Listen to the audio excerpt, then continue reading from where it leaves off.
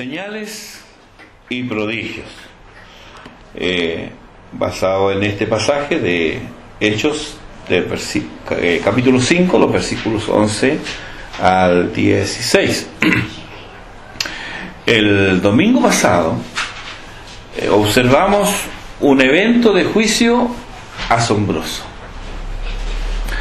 Acostumbrados como estamos a identificar el cristianismo solo con bendiciones, nos sorprende negativamente este juicio sumario. Sin embargo, si leyéramos atentamente las profecías, temor y temblor nos invadiría el alma al ser objetos de la misericordia divina. Jamás se nos ocurriría jugar con lo sagrado, ni aparentar ante quien todo lo ve, aún lo secreto, lo más escondido de los corazones. Ejemplo de esto lo hallamos en Isaías capítulo 11, versículo 4. Ahí Isaías está hablando del Mesías, está hablando del Espíritu que va a reposar sobre él, y se está describiendo al Mesías y su actuar. Y ahí leemos esto. Encontramos que en el versículo 4 al final dice: con el espíritu de sus labios matará al impío. Yo parece que nunca lo había leído, y tantas veces he leído Isaías y esa frase se me había ido. Con el espíritu de sus labios matará al impío. Esto obviamente nos recuerda el evento de Ananías y Zafira. Muerto Ananías y Zafira, nos dice Lucas en el versículo 11 de este capítulo 5, y vino gran temor sobre toda la iglesia y sobre todos los que oyeron estas cosas. Hay que recordar que el principal motivo de la disciplina en la iglesia es la gloria de Dios y la pureza de la iglesia. Somos disciplinados para que participemos de su santidad, nos dice Hebreos 12:10. Pero también la disciplina tiene un efecto disuasivo en la congregación y sanador en el disciplinado.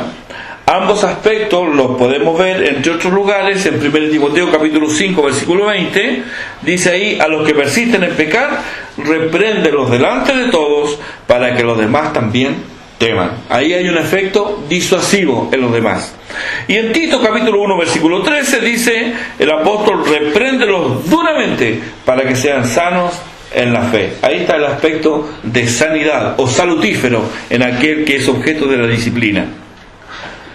Según la mentalidad moderna, al revelarse lo acontecido con Ananías y Zafira, junto con esa revelación también acompañaría la mala fama. Imagínense, hay un grupo de gente que se está reuniendo a adorar a Dios, y resulta que de ese grupo de gente hay dos que después de hacer una ofrenda caen muertos. Obviamente que se indicaría a ese grupo como un grupo de fanáticos, carentes de amor, indignos de llamarse seguidores de Cristo. Y todo esfuerzo de ellos tendientes a difundir la sana doctrina sería nulo, ya que se identificaría como fanatismo de mente estrecha. No, ¿eso están enseñando? No, esa gente fanática. Es gente fanática. Y muchos aquí profetizarían su pronta desaparición como grupo, porque, bueno, ¿quién querría unirse a un grupo así? Sin embargo, el efecto del juicio divino, tanto en la iglesia como fuera de ella, fue de un temor y un miedo saludable y necesario. Y contrario al pensamiento alarmista, no inhibió las verdaderas conversiones. El versículo 14 nos dice: y los que creían en el Señor aumentaban más, gran número, así de hombres como de mujeres. O sea que verdaderos creyentes se unieron a esa iglesia saludable. Y quienes no tenían una fe auténtica, el versículo 13 dice, ninguno se atrevía a juntarse con ellos. ¿Ven la separación que hace? la disciplina, en este caso el juicio de Dios. Por un lado, los verdaderos creyentes se añaden, y por otro lado, quienes no tenían una verdadera fe, al observar estas cosas, no, de lejito mejor. Podríamos preguntarnos si en el caso de Ananías y Zafira asistimos a un juicio radical de Dios. ¿Por qué no pasa igual hoy día? Una posible respuesta pudiera ser que en el caso de Ananías y Zafira fue algo excepcional, necesario para establecer y reivindicar la presencia de Cristo en la asamblea por medio del Espíritu Santo. Porque recordemos que la venida del Señor con juicio es algo venidero, es algo futuro, y que este acto de juicio es solo la inauguración de ese día. Tal como la sanidad del cojo apunta al tiempo en el cual el Señor va a restaurar todas las cosas, según palabras de Pedro en su predicación. Vino un tiempo en el cual Él va a restaurar todas las cosas, y de eso una muestra, un anticipo, el comienzo fue la restauración de la vida a esos miembros muertos, por decirlo de alguna manera, de este hombre tullido. Ese día vendrá. No tenemos ninguna duda al respecto, pero ese día es futuro, cuando el Señor juzgará a los vivos y a los muertos en su manifestación y en su reino. Por el momento, aquí y ahora, el trigo y la cizaña crecen juntos. A conversiones verdaderas también ocurren falsas conversiones. Hay fe salvífica y hay fe falsa, juntos, una y otra, una a otra. Hay virtuosos y también hay lacras en la viña del Señor, y solo Dios sabe quién es quién, porque no todos los de Israel son israelitas. Sin ninguna duda, el presente pasaje nos deja con algunos interrogantes. ¿Qué diremos de la declaración del versículo 12? Y por la mano de los apóstoles se hacían muchas señales y prodigios en el pueblo.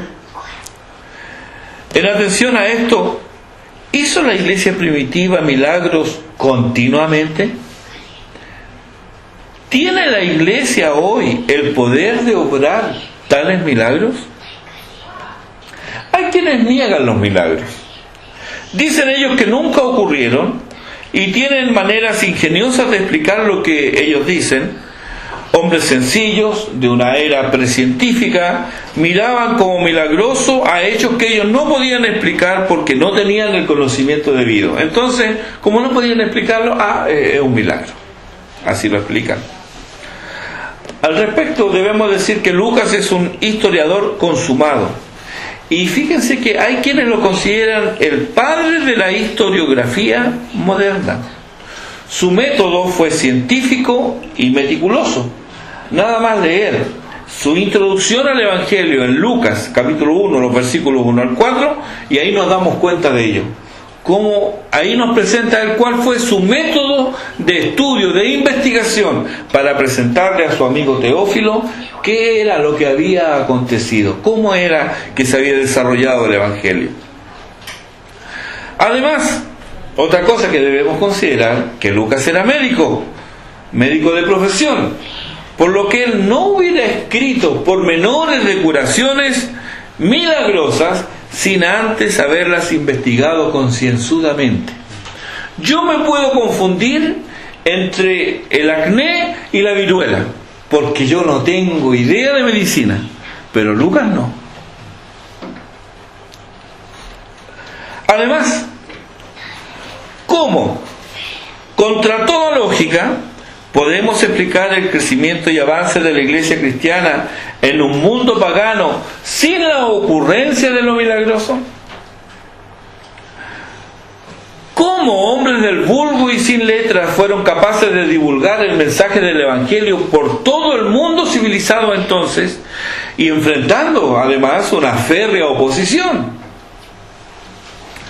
¿Acaso fueron hombres deshonestos que mintieron descaradamente para seguir sus fantásticos ideales? si así fuera, habría que preguntarse también quién es capaz de morir por una mentira.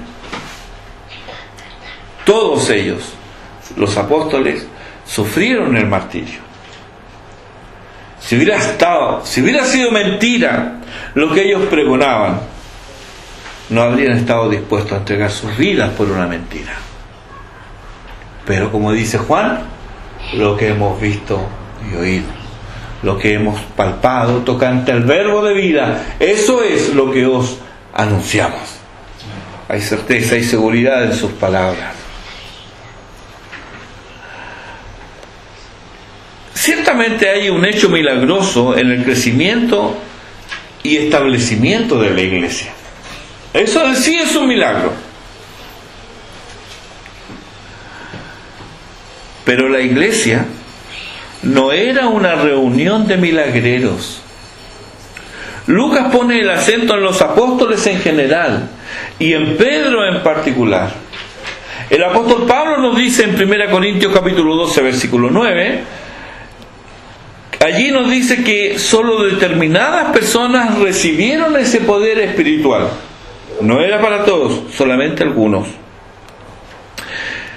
Pero ellos no se sabían hombres con poderes a voluntad, sino que se consideraban siervos del Señor e instrumentos en sus manos. Ellos alegaban no tener el poder en sí mismos para sanar. Recordemos una vez más Hechos capítulo 3 versículo 12, con ocasión de la curación del cojo, Pedro dice: ¿por qué ponéis los ojos en nosotros? La multitud atónita le dice: ¿por qué ponéis los ojos en nosotros como si por nuestro poder o piedad hubiésemos hecho andar a este? Se fija que él inmediatamente se desliga de eso. Él sabe que el poder no es de él, es el poder de Dios. Ellos eran seres humanos. Lo extraordinario y lo maravilloso no provenía de ellos, eso venía de Dios, y ellos eran sus siervos. El poder, por consiguiente, no estaba en sus manos, estaba en las manos de Dios. Por ello, y esto es muy importante, ellos no podían traspasar un poder que no era de ellos.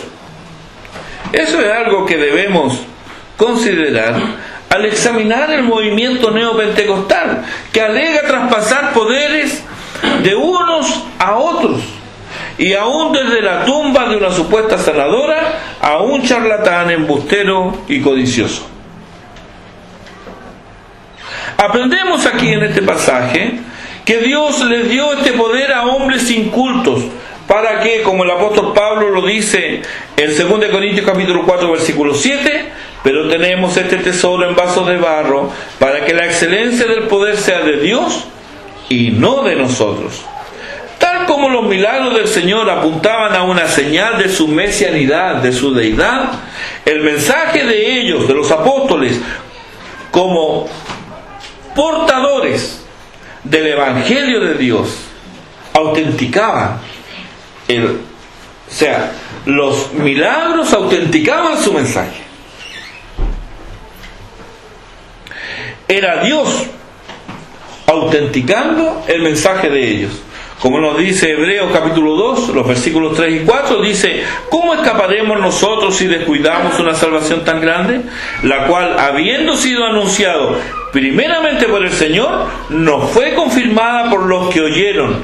Miren, testificando Dios juntamente con ellos, con señales y prodigios y diversos milagros. ¿Se fija? La autenticación del mensaje entonces era el hecho del milagro. Servía solamente para eso. Era una señal. Aquí tenemos entonces el comienzo, el principio de una nueva era. Este mismo patrón lo observamos en el Antiguo Testamento en días de Elías y Eliseo. Dios autenticó el mensaje de estos profetas en medio de las tinieblas del sincretismo religioso. Recordemos que para el tiempo de Elías la gente no sabía quién era el Dios verdadero. Cuando Elías los confronta, le dice: si Baal es Dios, seguidle, y si Jehová es Dios, id en pos de él. Y ellos no respondieron palabra, no sabían.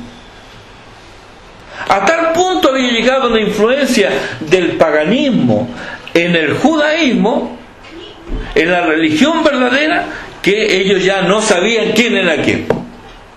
Entonces fue necesario que Dios autenticara el mensaje de sus siervos los profetas. Ambos, Elías y Eliseo, eran usados por Dios para hacer milagros, pero nada se nos dice del resto de los profetas. Ninguno, ¿recuerdan que había una escuela de profetas? Ninguno de esa escuela de profetas se nos aparecen con estos dones milagrosos. Luego del ministerio de Elías y Eliseo, autenticados como hombres de Dios con un mensaje divino, no hubo necesidad de más milagros, porque los demás profetas solo debían continuar con un mensaje que ya había sido autenticado. El mismo principio encontramos en la historia de la Iglesia. A través de los siglos han existido momentos en la historia donde ha habido una profusión de lo sobrenatural. Avivamiento les llamamos. Han sido periodos excepcionales donde se han evidenciado milagros y una presencia real del poder del Espíritu de Dios transformando vidas y comunidades con convicciones irresistibles. Muchos fueron alcanzados por este poder aún antes de llegar a escuchar la predicación. Borrachos y blasfemos caían en convicción de pecados y se arrepentían y sus vidas cambiaban. Se cuenta del avivamiento en Gales, por ejemplo, que en la mina del carbón las mulas no querían trabajar. ¿Por qué? Porque no estaban acostumbradas al nuevo trato mucho más amable que ahora le dispensaban los mineros convertidos al Evangelio. Ya no usaban de golpes ni de palabras soeces, sino que los trataban como se debe tratar a un animal. Y los animales no estaban acostumbrados a ello. Pero ese poder irresistible pasa. Y los conversos continúan ahora solo con un mensaje. Con un mensaje que ha sido autenticado en sus propias vidas. Así ha actuado Dios en la historia. El poder siempre ha estado en sus manos, porque Él es el Señor de la iglesia. Algunos aquí podrán objetar que si ellos vieran ahora estas cosas, entonces creerían. Pero esto es un engaño, lo hemos visto antes, pero lo vamos otra vez a decir. Lucas nos habla de esto en su Evangelio en el capítulo 16. Hay allí una petición muy interesante, ella en el mismo lugar de tormento, porque el atormentado pide que se envíe a alguien a avisarle, a advertirle a sus 5 hermanos que aún vivían. Y leemos en el versículo 27 de Lucas 16: te ruego que le envíes a la casa de mi padre, porque tengo 5 hermanos para que les testifiquen, a fin de que no vengan ellos también a este lugar de tormento. Y Abraham le dijo: a Moisés y a los profetas tienen. ¿Qué es esto? El Antiguo Testamento. Óiganlo. Él entonces dijo: no, padre Abraham, pero si alguno fuera a ellos de entre los muertos se arrepentirán. Mas Abraham le dijo: si no oyen a Moisés y a los profetas, si no oyen el Antiguo Testamento, si no oyen lo que ya está escrito, lo que ya está revelado, tampoco se persuadirán, aunque algunos se levantaren de los muertos. Así pensaba el rico en tormentos, pero él pensaba equivocado. Así también se equivocan quienes piensan que la gente se convertirá si ven señales y prodigios. Ya lo hemos dicho, pero lo volvemos a repetir: la presencia de lo milagroso no produce fe. Pero veamos otro ejemplo. Jesús ha resucitado y se aparece a 10 de sus discípulos. Tomás no estaba presente y Judas se había suicidado. Ellos le dijeron a Tomás: al Señor hemos visto. Y Tomás responde: si no viere en sus manos la señal de los clavos, y metiere mi dedo en el lugar de los clavos, y metiere mi mano en su costado, no creeré. 8 días después, Jesús se presenta a ellos y Juan 20:27 nos registra: luego dijo a Tomás Jesús: pon aquí tu dedo y mira mis manos, y acerca tu mano y métela en mi costado, y no seas incrédulo sino creyente. Entonces Tomás respondió y le dijo: Señor mío y Dios mío. Jesús le dijo: porque me has visto, Tomás, creíste. Bienaventurados los que no vieron y creyeron.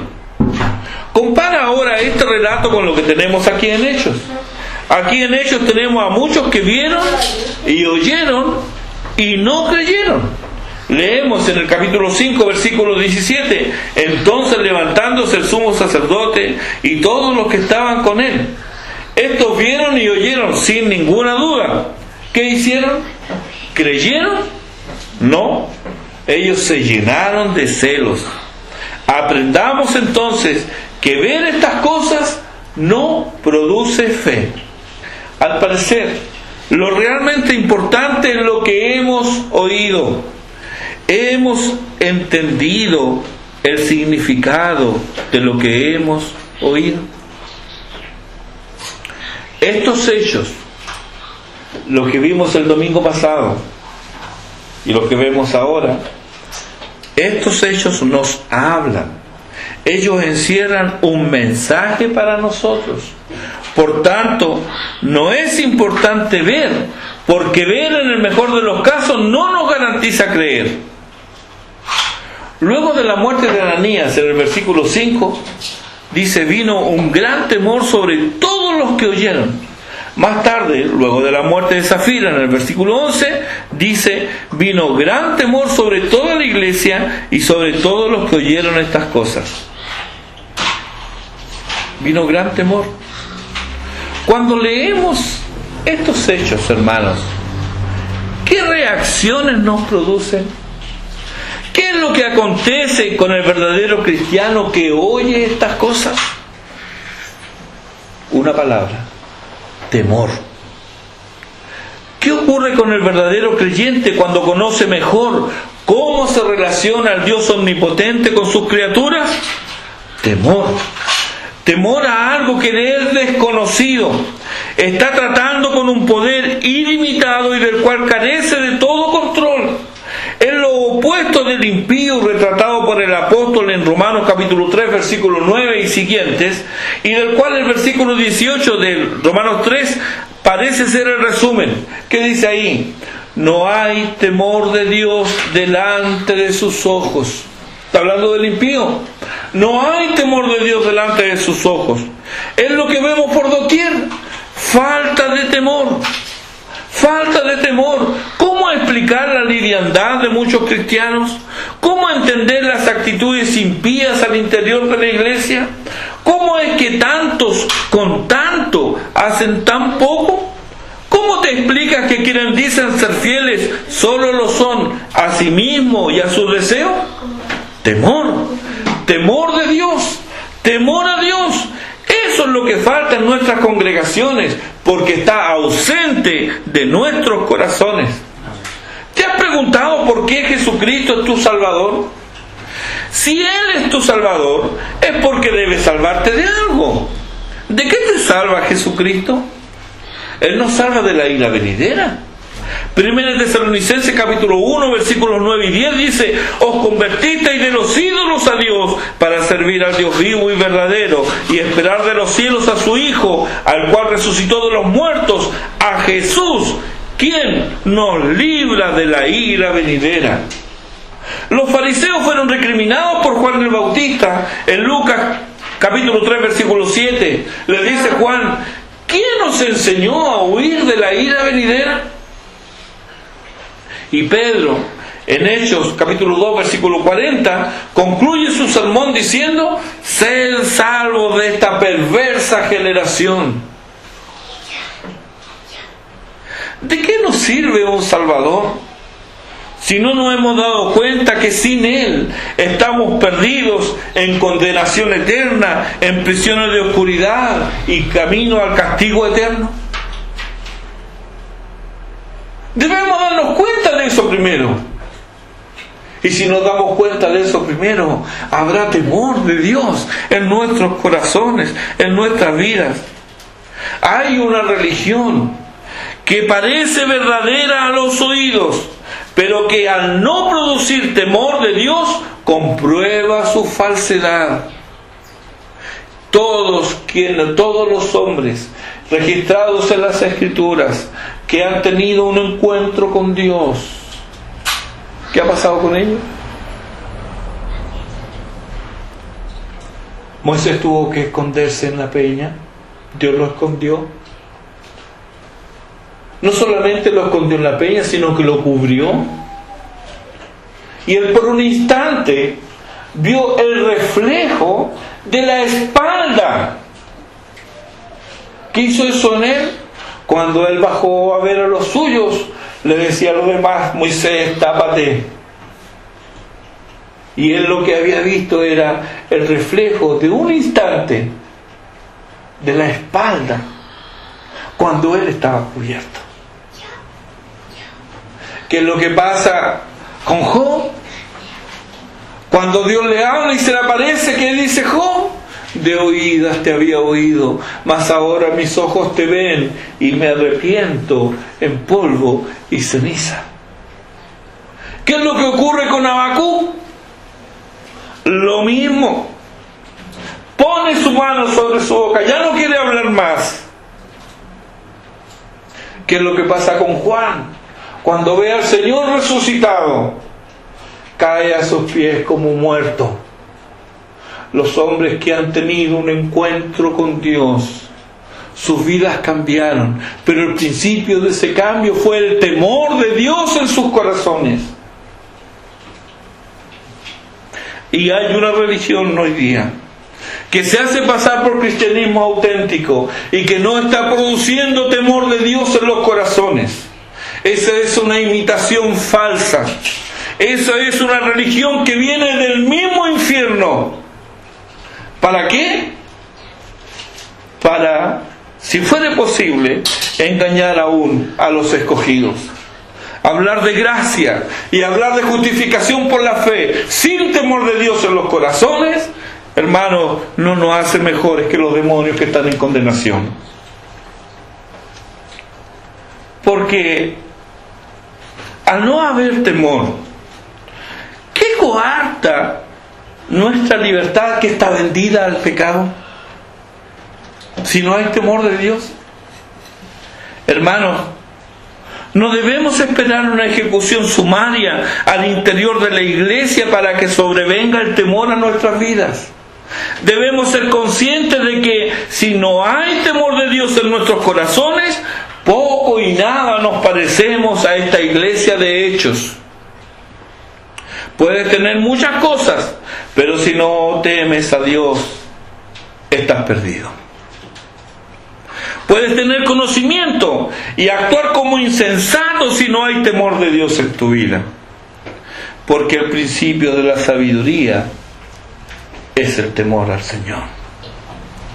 Pedro y Juan y los discípulos eran conocidos. También los que formaban parte de la iglesia eran hombres, eran conocidos como hombres que temían a Dios, eran temerosos de Dios, habían sido usados por Él y fueron usados por Dios hasta el fin de sus días, no solo en Jerusalén, sino que sus ministerios alcanzaron ciudades vecinas hasta llenar el mundo con su doctrina. Ellos temían a Dios y eran instrumentos en sus manos. No sé si Dios nos use milagrosamente alguna vez, pero esto sé: si el temor de Dios está ausente de nuestras vidas, debemos reevaluar nuestro andar. Debemos examinarnos si estamos en la fe. Oro y ruego que Dios en nuestros días despierte a nuestra nación con una visitación de su gracia. Amén.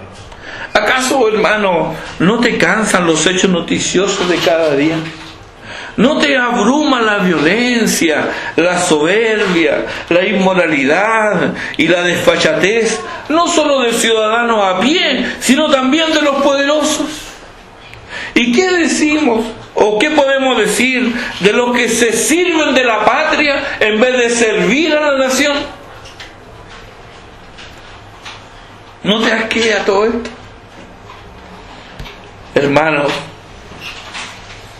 si Dios enviara desde lo alto un despertar a nuestra nación. Oremos como Habacuc. Oh Jehová, oraba él, aviva tu obra en medio de los tiempos. Y tengamos la seguridad de la promesa de Isaías 66:2. Allí dice Dios: y miraré a aquel que es pobre y humilde de espíritu y que tiembla a mi palabra. El temor de Dios es el prerequisito previo para que Dios obre en nosotros y a través nuestro. Para que Dios nos use, asegurémonos entonces de tener su santo temor implantado en nuestros corazones. Por Jesucristo nuestro Señor. Amén. Oremos.